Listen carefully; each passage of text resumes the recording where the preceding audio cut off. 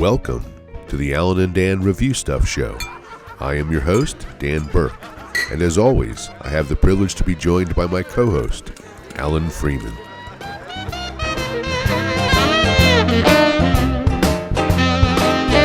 Alan, how are you?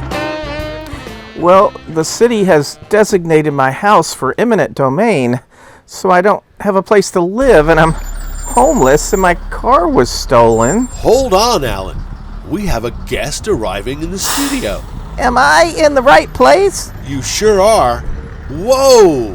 Hey, it's Zack Bradly, folks, from the documentary movie Employee of the Month. Hey, Zack. Hey, Dad. Are you crying? What's wrong? Didn't you win the fastest checker, the 2005 newish Malibu, and get Amy 17 years ago? Yeah, and they fired Vince. Then didn't you live happily ever after? No, Vince and his Lucky George never stopped harassing me. He stole my mini scooter and sent hate mail to my grandma. That's horrible. How is Grandma doing? She moved to Palm Beach, Florida with her new husband. I had to move out of the house when the bank took it. I live in my friend Reggie's garage next to the lawnmower. Oh, how is the job going? You must be manager by now. I got demoted to box boy, then midnight stalker. I haven't seen the sun in 3 years. Here is a tissue. Try to calm down. How is Amy doing? Any children? Lots of children, just not with me. Amy left me for Vince, who became Employee of the Month over at Best Buy. Oh, that's horrible.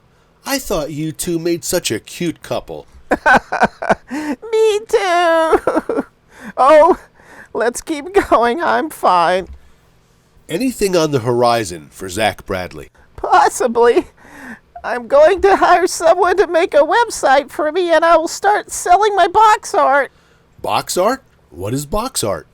Well, Dad, I take the old boxes from work and make art out of them. Zack, do people buy that stuff? Not yet, but once I get the website going. Are you going to ship the art boxes in boxes? I guess so. I hadn't thought about shipping, really. That could be double my expenses and the bugs. Bugs? Oh, yes, the boxes stink and are full of bugs. Banana spiders. Oh, that means I have to go catch the bus. I have to go. My shift starts soon. Takes me about 2 hours to get across town. Well, Zack, thanks for stopping in. Here's a $5 bill for the bus. Oh, thanks, man. Later. Wait, stop. Damn if he didn't miss the bus. All right, let's return to the show. It really is sad, and this is a good launch-off point for our review of the movie he starred in. I am, of course, talking about one of my all-time favorite movies, which is hard to believe, but it's Employee of the Month from 2006, a comedy romance starring Dane Cook, Dax Shepard, Jessica Simpson, and I love this movie. Yes, I really liked it too. It's one of my favorites, I think. I don't think it was a big commercial success, to be honest. And I think I liked it so much because I have held these crazy sort of mundane jobs, and so I could really relate to the character living this. Right. For those who don't know, let me frame the story. It's about a guy who works in a store very much like Costco. And he is a 30-something who is still a box boy and is not aspiring to be any more than a box boy, evidently. And he has an enemy there, one of the cashiers, and he is played by Dax Shepard brilliantly. He's the bad guy in this thing. And Jessica Simpson is the love interest. And when she comes along, it makes Dane Cook want to change his ways and aspire to more, so he becomes a cashier himself, and all kinds of hijinks ensue because of the conflict between him and Dax Shepard. And that's pretty much the movie. Yes, Zack Bradly, who is played by Dane Cook, he finds out that Jessica Simpson's character Amy always goes out on dates with the employees of the month wherever she works, and so he decides he's going to have to be employee of the month.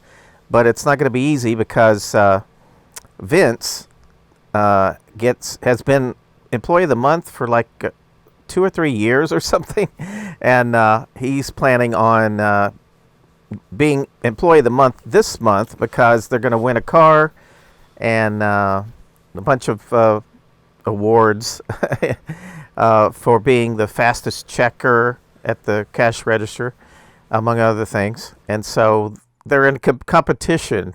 You win a newish Chevy Malibu, and you get to be on the fast track for management. That's what you win. Right. And which is utterly ridiculous. Poor Zack has to work his way up from the very bottom. Yeah, I love this. This is the classic sort of setup like The Office has, Jim versus Dwight. This is a classic confrontation movie between Dane Cook and Dax Shepard. And he has a henchman, Dax Shepard, named Jorge in the film, played by Efren Ramirez, and he is just so great as the henchman, the clueless friend, the assistant box boy checker. He is just great. Everything about this movie is funny. I believe it was directed by Greg Daniels, wasn't it? Yes, I think so. Yeah, I think so. And anyway, he did a great job with this thing, and you can tell this was a labor of love. This was not a movie for money, but a movie because the guys who made it appreciated working in a place like this and the quirkiness and the weird things that could go on. I really, really enjoyed it. I gave this a 9.5 out of 10, an almost perfect movie. Yeah. And one of my top 5 movies I really enjoy. Yeah, I'd give it a 9. It also had Andy Dick in it, and he's hilarious. He's the optometrist who can't see a thing, and his glasses are all thick, and the whole movie he's walking into walls and stuff. It's just awesome. Yeah, it's a great gag. The optometrist can't see. And then it had this guy that was like from India, Isbal or something was his name. And then Harlan is a comedian that was in Dumb and Dumber. Yes. I can't remember his first name. Something Harlan. He's a comedian. He was one of Zach's friends that hid out. They would hide out in the racks up in the second tier of the different crates of stuff. Yes. And they had their little clubhouse. I was saying that Harlan, he was in the movie Dumb and Dumber. He was the policeman that pulls him over, and they give him a drink of their beer, and it turns out they had been pissing in the bottles. Do you remember that? I've never seen that movie. I've never seen Dumb and Dumber. Oh, my God. It's so funny. You got to watch it. You got to see it. That's funny. Yeah, there's a great cast of characters supporting him throughout this. And the Indian guy you had mentioned, 8-Ball, is in there. He's fun. And the whole thing culminates at the end with a baseball game where it's Super Club versus some other store. And it's very important that they win this baseball game. So a lot comes down to that. And there's another match where the two of them have a check stand off for who's the fastest ringer. And so the two of them have a whole contest. So one thing that's really great about this movie is they bring us these moments of what you would call conflict or contests that mean a lot to the people in the movie. And that's really fun to watch. I love that kind of thing. And that's my biggest criticism of The Big Lebowski is that they never show us the bowling match between Angel and everybody, because they talk about it, they build up to it, they tease it, but they don't deliver it. And this movie does the opposite. It delivers all those conflicts, and you get to see them work themselves out. They're great. Right. And then they make it look like Vince won everything, at the end. Yes. And that was fun, the way they turned that around. Yeah. Yeah, turns out Vince is cheating. No spoilers here, but there it is. Right. It's great. He's been giving people free and Jessica stuff for years, as it turned out. Yeah, he's been given stuff for free for years. And Jessica Simpson is like at her physical peak in this film. She's gorgeous. Oh yes. Just And she was perfect good. as a human being could be. She was good in it too. She was good. And Dane Cook, I think he gets one or two more movies after this, maybe, and he doesn't get any more movies after. He gets Good Luck Chuck or something, Yes. but he doesn't get anything else. And this is pretty much the peak of his career, this film, which is crazy when you think about that. Oh, I know, because he was just really, some of the criticisms on IMDb is that he seemed a little stiff or whatever they said. I didn't think so, but they thought it was because it was his first movie. So he just needed a few more under his belt. I think he was onto something. I thought he was fine. He was charismatic. Mm-hmm. He was watchable. You rooted for him. I never felt him acting, and I loved Dax Shepard in this. I don't know, Dax Shepard has been in some other things, but this is the peak of his career for me. He is brilliantly cast as Vince. Yeah, I looked him up, and he didn't really do much after this. He had one episode on different TV shows here and there. I think there was some show I just remembered. I can't remember the title that he was on for a couple of years. So he had that moment. Good. I'm glad he has a career because I love him in this thing. He's great.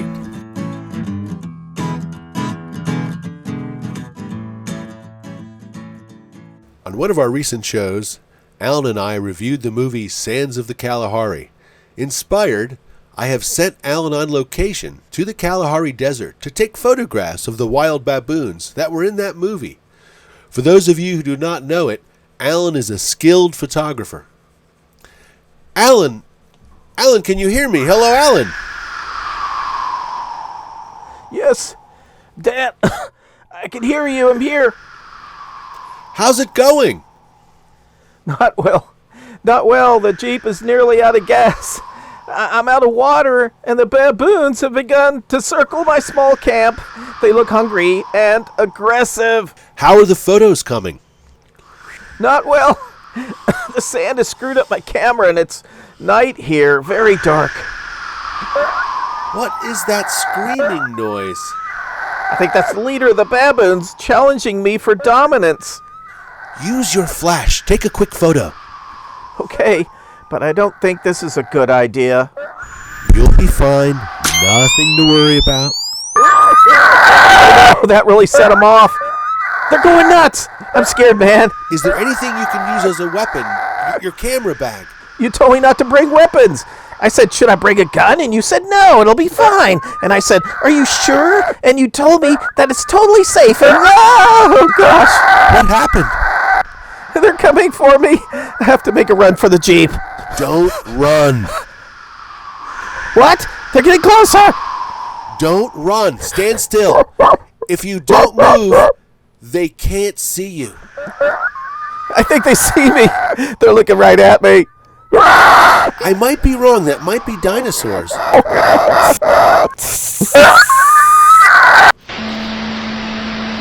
Well, friends, we've lost contact with Alan. I am sure he is fine, though. Anyway, on with the show.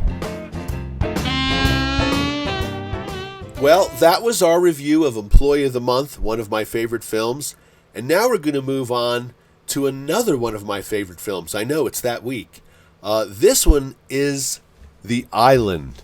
The Island is a 2005 movie starring Scarlett Johansson and Ian McGregor. It made $162 million at the box office, and it was directed by Michael Bay. Not many people like this movie, but I loved it. How do you feel about it, Alan? I thought it was great. Yeah, I was kind of surprised because I'd seen it back when it first came out, but I didn't remember it. And so when I rewatched it, I was like, holy cow, there's a lot going on in this movie. A lot of special effects, a lot of action. I love that it takes place in the future of 2019, where they have flying motorcycles, all kinds of crazy stuff, huge genetic farms for people, Things have gone wrong by 2019.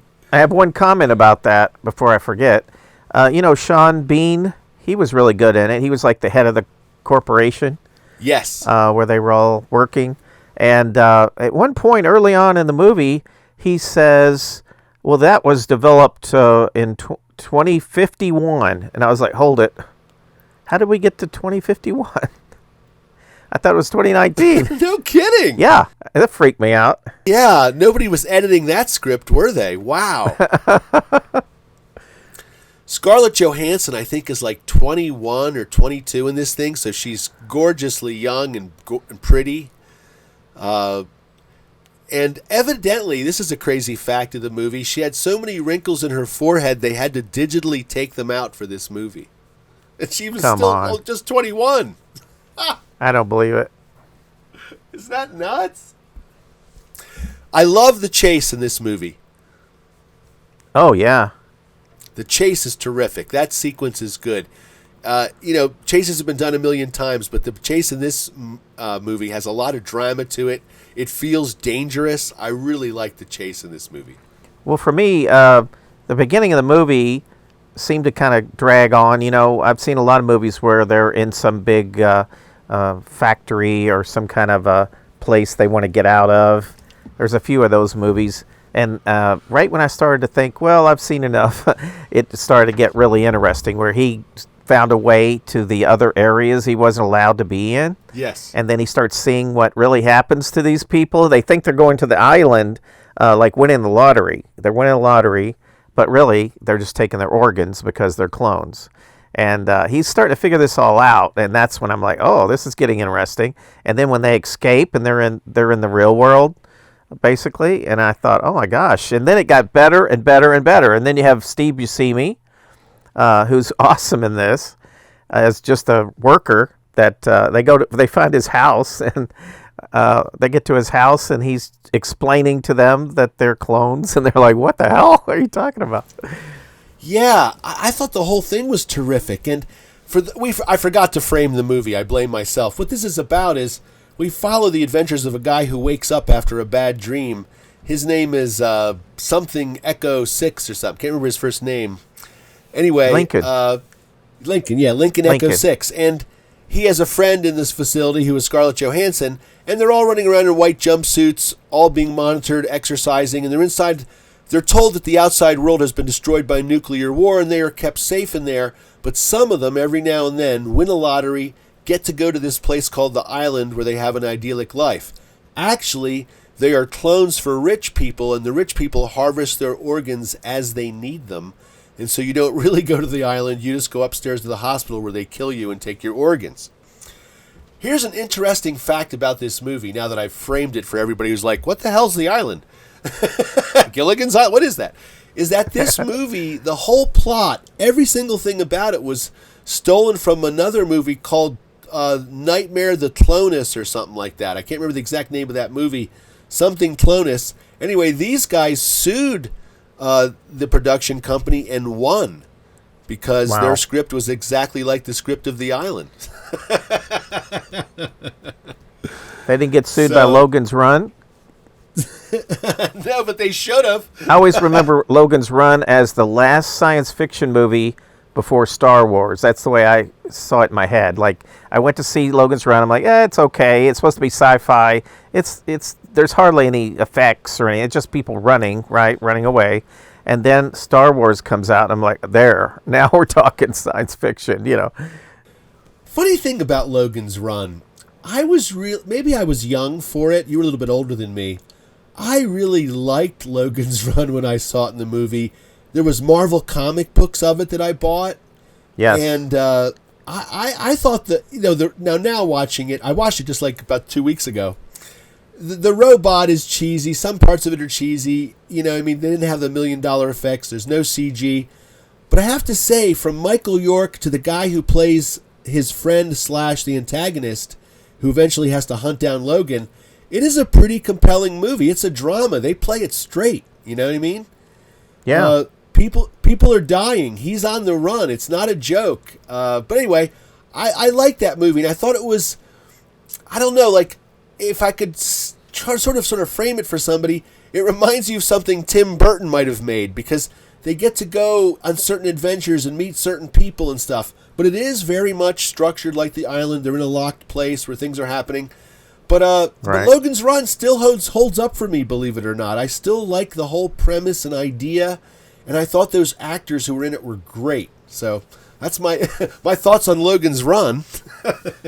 Okay. But The Island is terrific, and I think one of the fun parts of this movie is Ian McGregor gets to confront his rich self. And Oh my I God. thought that was really cool, him playing both parts. That was fantastic. He did such a great Yeah, job, too. Yes, and you can really feel how simple-minded, almost like a child he is in the one part. In the other part, he's a fully grown, intellectualized man who's really smart. Yeah, the clones were supposed to be like 15 years old in mental age, and so they had a lot of learning to do when they got out in the real world. Yes, they sure did. You know, the very opening in The Island, after he wakes up and he jumps on an elevator with a bunch of other people, and the one guy has been there for 7 years. He's so pissed off and he starts punching the elevator. Remember that? Yeah. Yeah, I like that. And then later on you realize that actually he's the lucky one. He hasn't been harvested. He's the one who's alive. You know what I mean? Right. Well, it was pretty creepy when the lady had the baby and they just take the baby and kill the mother. Yeah, that's crazy. Yeah. Oh, that is a real horror movie when you boil it down, you know? Mm-hmm. Yeah. It's an adventure movie, but it's a horror movie too. Oh, the biggest horror part for me was when that actor Duncan, he was in the Green Mile. Yes. And he doesn't go under when they go to take his organs, and he jumps up and runs through the hospital-looking area, and I'm like, oh my God. Yes. That was crazy. Yeah, they drag him back and harvest him. It's awful. Mm-hmm. Yeah, I give this movie a solid 9. I know a lot of people have feelings about it one way or another, but if you've never seen it, I would give The Island a watch. It's a great adventure movie. It really is. Yeah, I'd give it a 9, and my biggest criticism is the title, The Island, because there is no island, and it makes you think you're in a jungle movie of some sort when it's nothing like that at all. Yeah, poor name. It does not frame at all what the movie is. That was bad. I think that probably hurt the movie quite a bit, to be honest. Well, that's why I didn't remember anything about it, and I thought it was great when I saw it, when it first came out. And then all these years go by, I didn't remember anything about it. I think I've read about this movie. I think supposedly it wasn't a success, according to the producers. And get this, the producers blame the 2 young actors they hired as being nobodies, Scarlett Johansson and Ian McGregor. The producers said they were nobodies. They should have hired better actors. Oh my God! Come on. 2 of the greatest actors we have. Just ridiculous. It's just because of the stupid title and that they stole everything from other movies, I think, was their problem. Yeah. How about that? Like, imagine, well, obviously they stole the idea in the script. It's happened before, it'll happen again, right? Oh, yeah.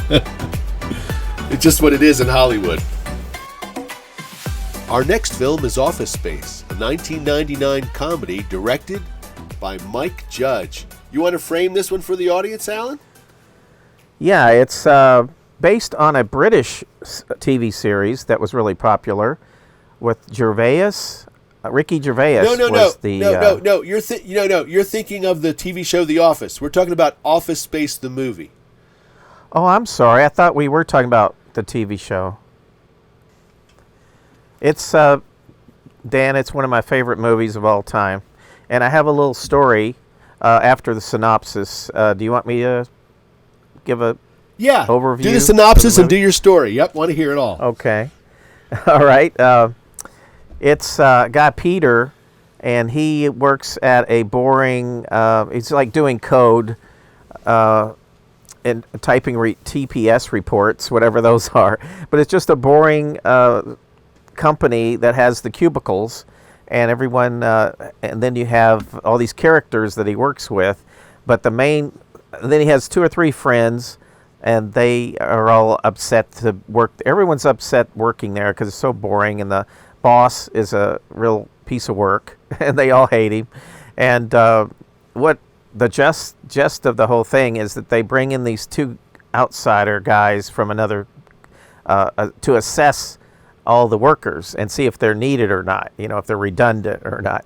And so they come in and they're assessing everyone. Well, meanwhile, Peter and his wife go to a counselor because they're having marital problems or whatever. And so they go to this counselor, and he hypnotizes Peter and tells him that everything's cool and, don't worry about anything at all. And he's all relaxed. And then the guy that hypnotized him has a heart attack and dies. So he is stuck in this hypnotic state, right? So he gets to where he just doesn't give a shit about anything, and that's when it really gets funny, And then they assess him, and he acts like, I don't give a shit. And they go, well, you know what? You need to be management. And so the worse he does, the higher up he's moving. Meanwhile, his friends who were working really hard all this time, they get fired. So they decide they're going to get back at the company, and they're going to, one of them has worked out this code. They can put a virus into the computers at work, and it'll take out a few pennies every day, and it'll slowly add up, and then no one will ever know. It's just like overage, or, it's like rounding off certain dollars or something. So they figure, well, at the end of the month, we'll each have, like $100 or something. It's just a tiny ripoff, and they're trying to justify it in their mind. And then they get a thing from the bank, and it shows they had like millions. And they're like, oh, no, this is working way better than we expected. So then they're trying to cover the whole thing up. Yeah, they're trying to, they were going to confess, and they put something under the door of the boss saying that, they've done this thing.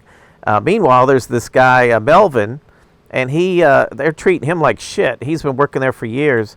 And the boss, who's hilarious, keeps coming in and picking on this guy, Melvin, and finally they move Melvin down into the basement, and he's just mumbling, I'm going to burn this place up.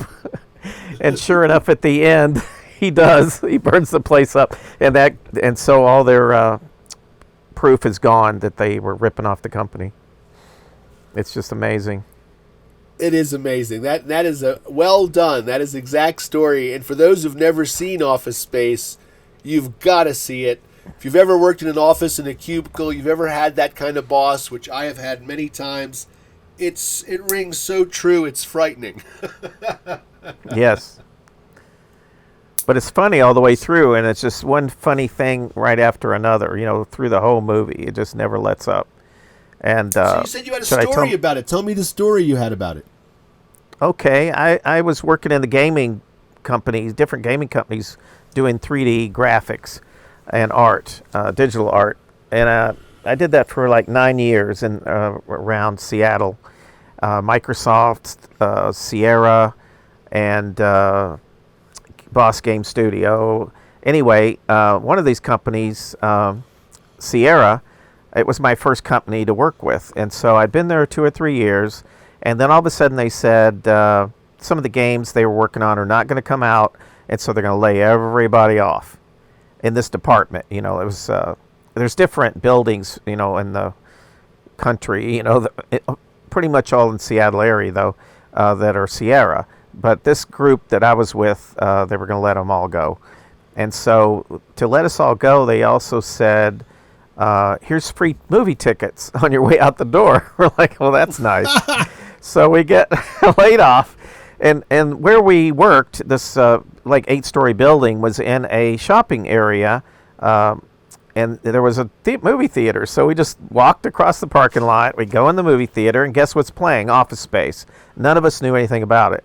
So we sat down and we start watching, and it's about the guys that get laid off, and they want to burn the place down. Oh my God! That's my God! Crazy. Insane. Oh, but anyway, it's so funny. Yeah. It's so funny. It's still my favorite movie, even besides that story. I still love the movie. I love this movie too. It's always one of my favorites.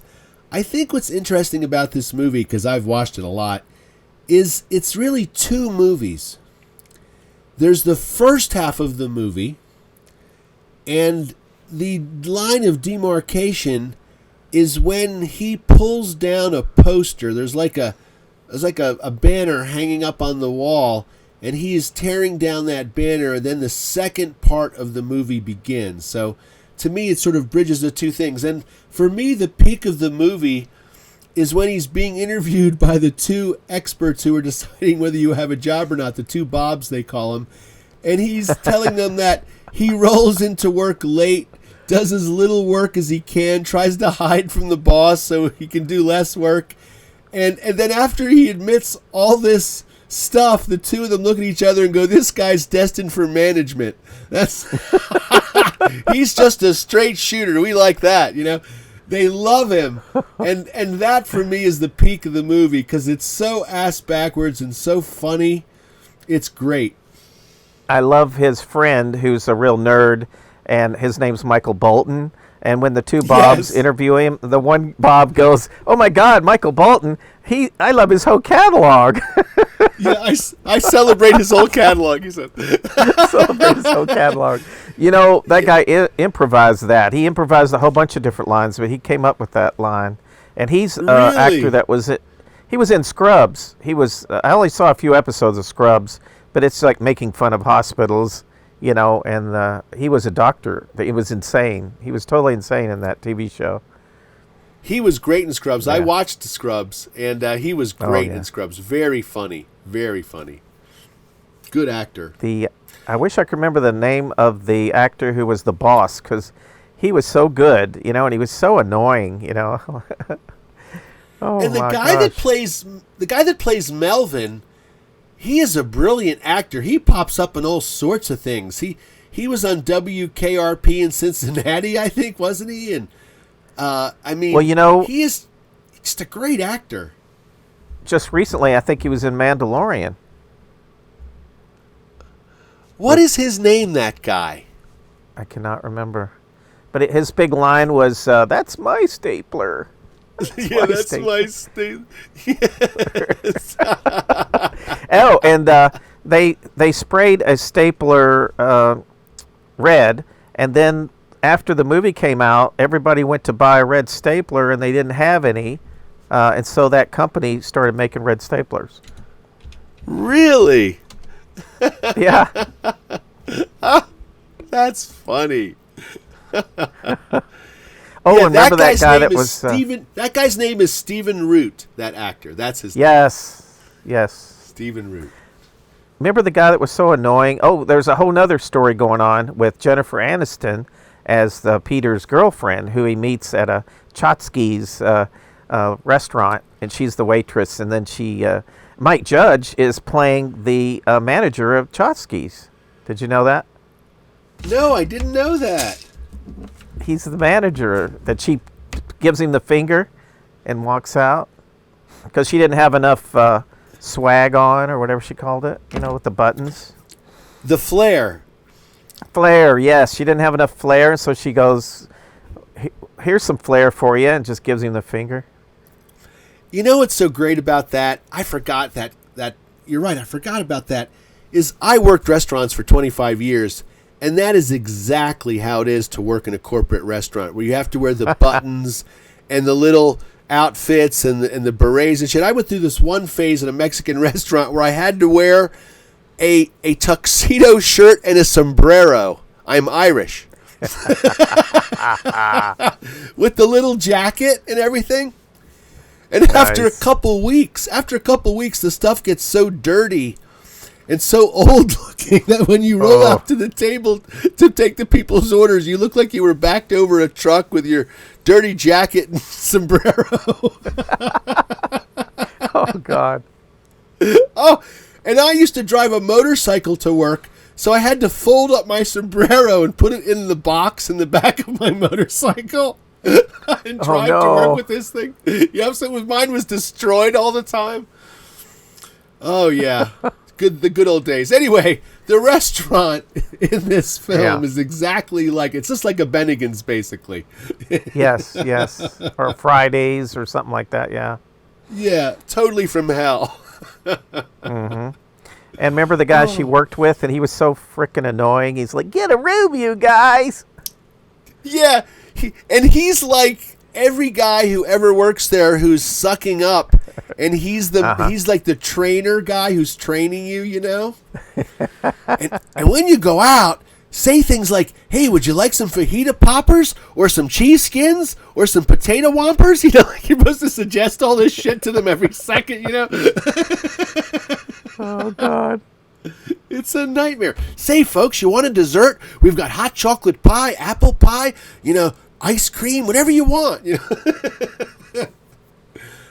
And the manager's like, well, you don't have as much swag as Billy does, or whatever his name was, you know, the suck-up guy. Yeah, he's busting her chops. Her flair. Remember, go on. She worked at the Chotskys or whatever it was, and then he goes, well, I'll be over.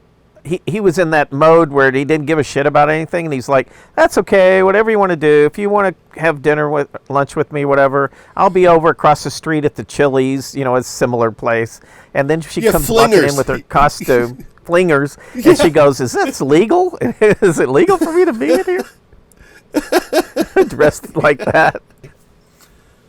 Our final topic is one of my all-time scariest horror thriller movies.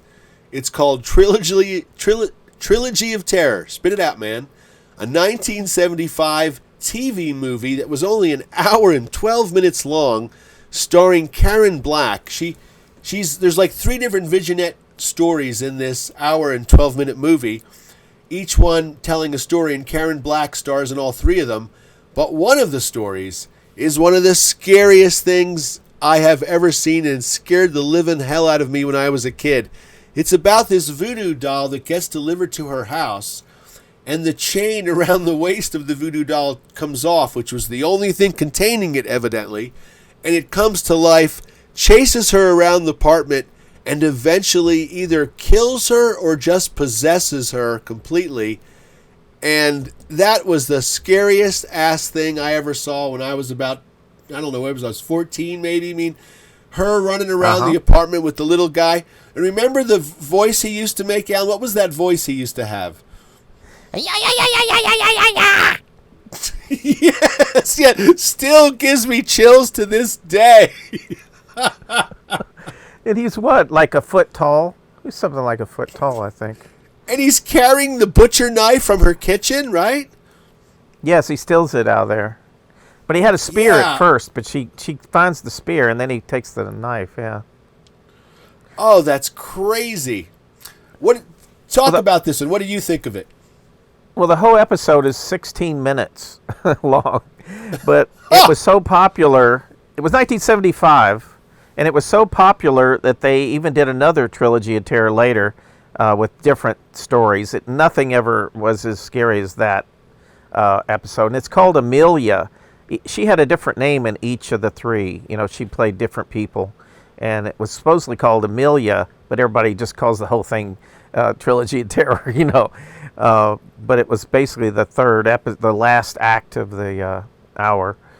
And I've watched it so carefully, so closely, and they just did a fantastic job because, for instance, every time they show it moving or whatever, it's so quick. I had to watch it on a really slow speed on YouTube.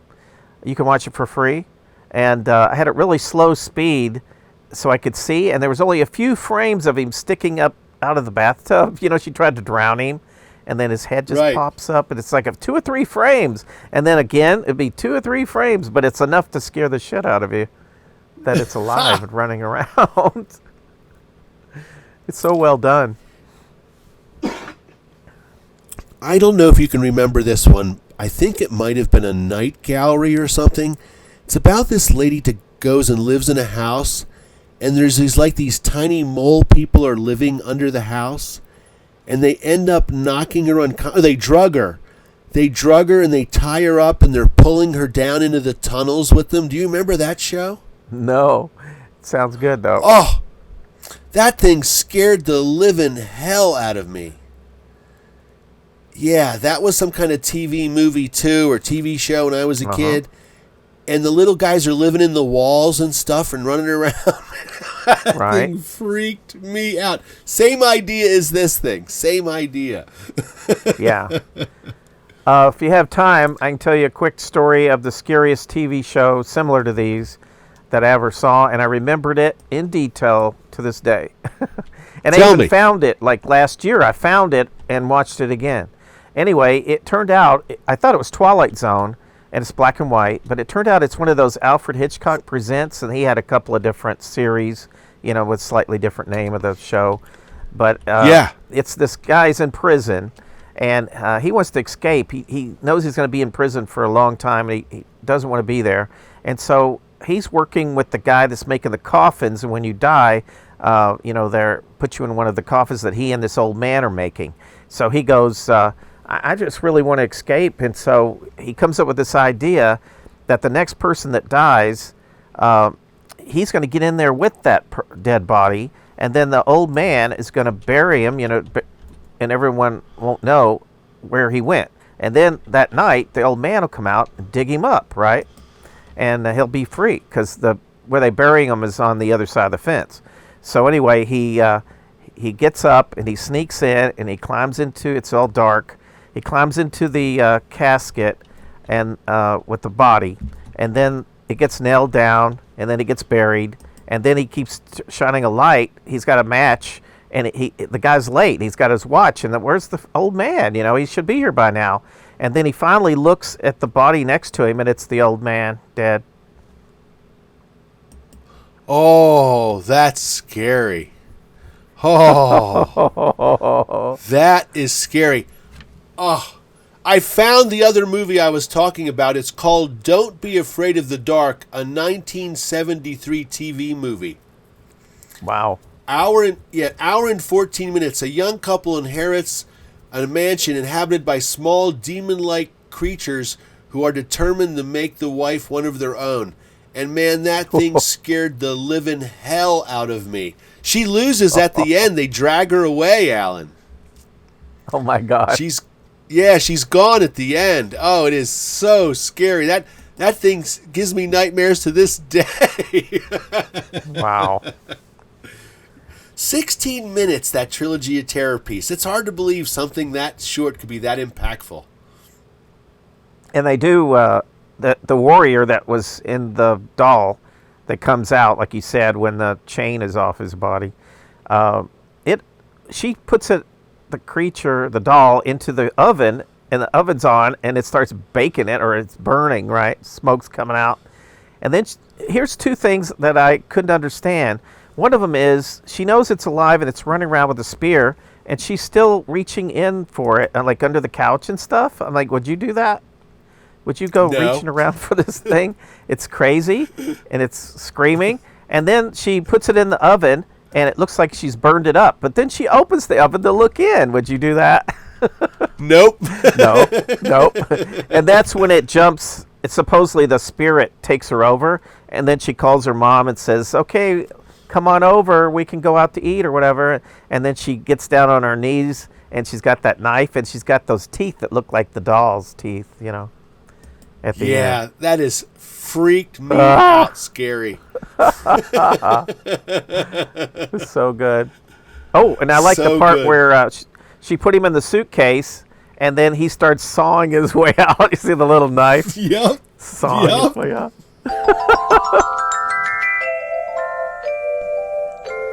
Well, what do you know? Somebody has left a box on my doorstep. Huh. Well, it certainly is. It's a box. Huh. Check this out. Okay. I'm going to open it up. I need to get some kind of scissors or something.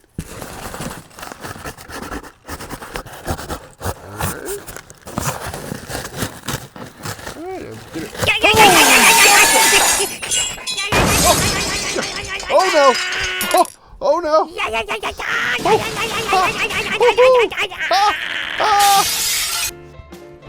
I'd like to thank everybody for stopping in today to the Dan and Alan Review Stuff show. Folks, please hit that subscribe and like button. Leave us your comments. Let us know how you feel about the show if you have any ideas.